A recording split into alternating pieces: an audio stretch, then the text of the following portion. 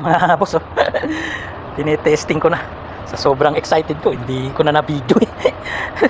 Pero okay na mga boss. Wala na siyang butas. May nakita pa ako isang butas dito. Yan, nagawa ko na rin. Tapos yung pinatay natin doon, perfect mga boss yung pagkaka-welding natin doon. Sa apat na tubo wala. Tapos doon, meron pa, maliit. Teka, testing natin ulit ha. Sa excited ko mga boss, nalimutan ko kayo. Pero di balik, testing ko pa rin naman. Yan.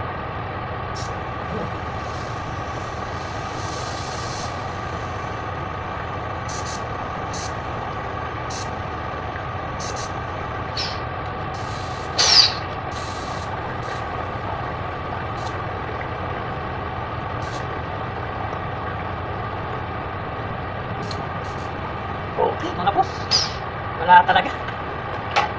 Ngayon, isa lang. Yan.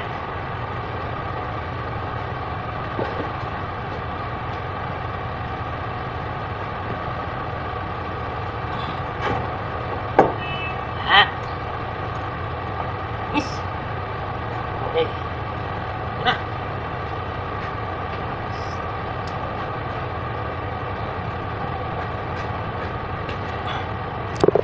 Okay na siya mga boss. Yung mga UP na yan, okay na yan, hindi ko nagagalawin yan kasi wala naman siyang butas eh. Okay, wala naman siyang butas. So kung kayo ay magkaka-radiator, ha, halimbawa, wag naman sana nasagi yung sasakyan nyo, tapos na-damage ng ganito yung radiator nyo, di ba? Mostly ang gagawin sa atin, palitan na yan, di ba?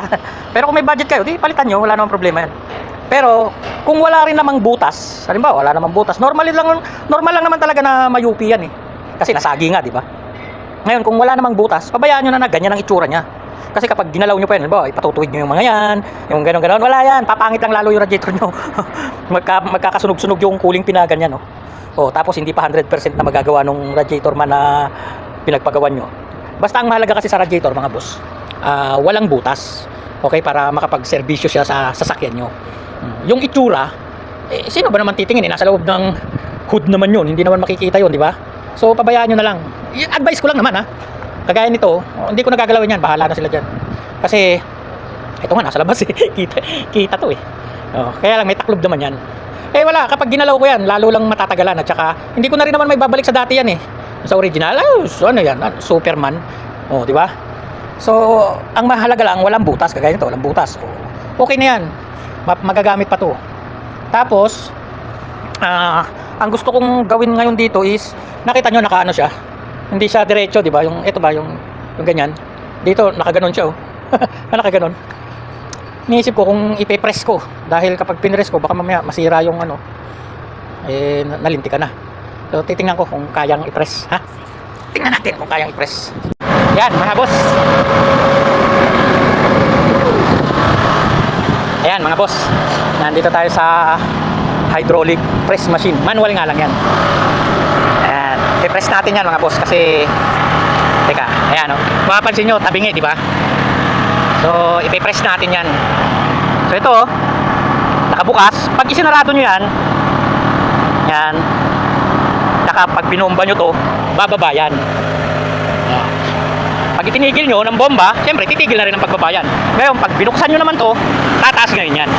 Okay? So, ito yung manual press machine namin. Meron din doon. Kaya lang,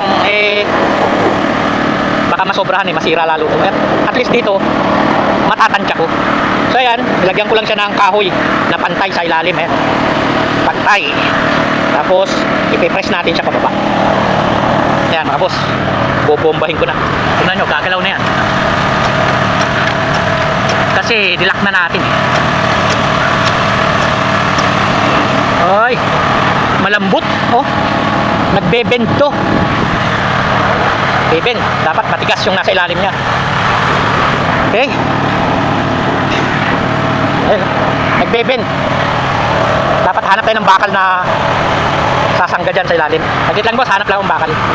So ayan mga boss, nilagyan natin ng bakal pagkabila. Testing natin, sarado natin. At testing natin kung uunat.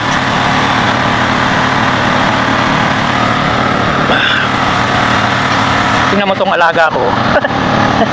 Kahit saan ako, ito talaga, bomba.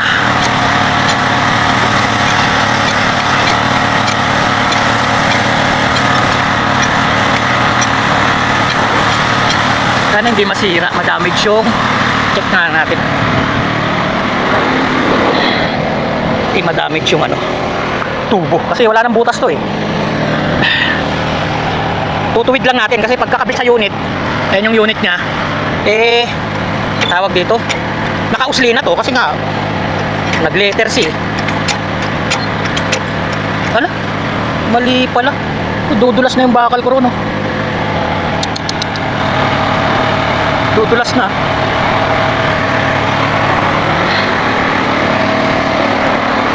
Ito okay. Ito wala na siyang kapit, oh. Tumulas.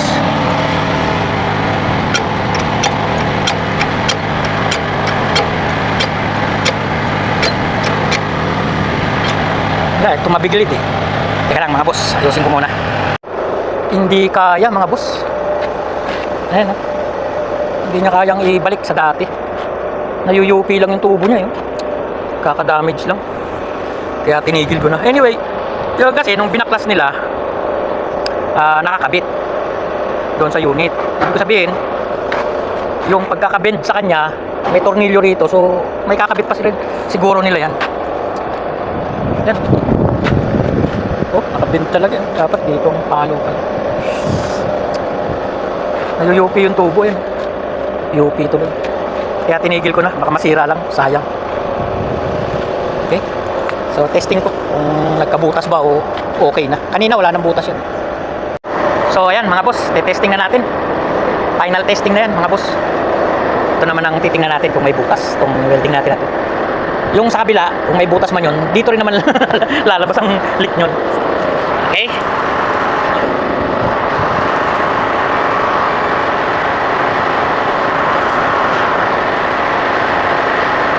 Yan. Oh, nakikita mga boss. Oh, dapat ayahin tayo.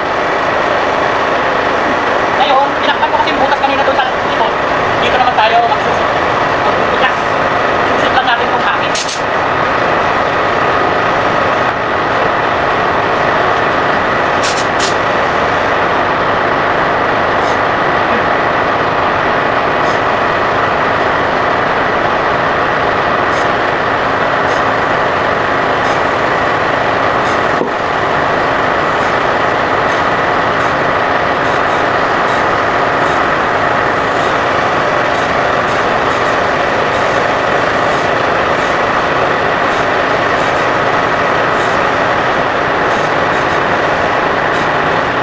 Ayos mga boss. Oh, tigas. Wala namang butas na ano.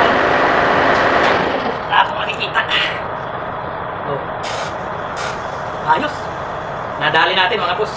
Yun nga lang, hindi natin naibalik yung pagka-cord niya. Dapat naka-stretch siya eh. Eh, wala eh. Baka masira kapag pinilit natin.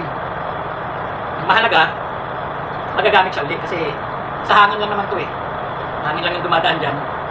At the same time, ang importante kasi yung wala siyang butas. Okay? So, ganun lang mga boss. I hope na kahit paano eh, nakakuha kayo ng mga idea sa mga sineshare kong video sa inyo.